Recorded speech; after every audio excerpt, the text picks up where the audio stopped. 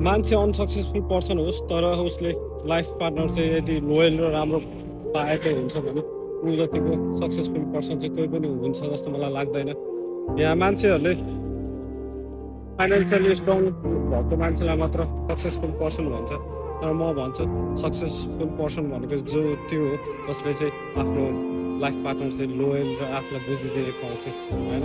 जस्तै तपाईँको दुःखमा साथ दिन्छ र तपाईँ हारेको बेला उसले हौसला दिन्छ, म छु भने तिमीलाई आँट दिने गर्छ होइन। त्यो मान्छे चाहिँ एकदमै भाग्यमानी, त्यो मान्छे एकदमै लकी हो।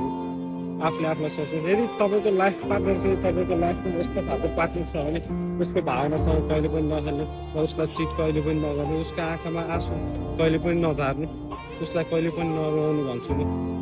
यदि तपाईँको लाइफमा ब्याड पर्सन आयो भने त्यो मान्छेले तपाईँको फाइनेन्सियल चाहिँ तपाईँको डाउन गरिदिन सक्छ, तपाईँलाई ग्रोथमा ल्याउन सक्छ, तपाईँलाई खाल्डोमा हालिदिन सक्छ। तर तपाईँ यदि अनसक्सेसफुल पर्सन हुनुहुन्छ तर तपाईँको लाइफमा राम्रो मान्छेको इन्ट्री हुन्छ भने तपाईँलाई उसले सक्सेसफुल बनाउन मद्दत गर्छ।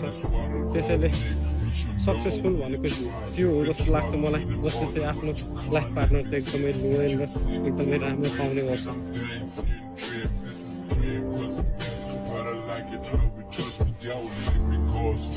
Even though my heart is cold, I make hope for the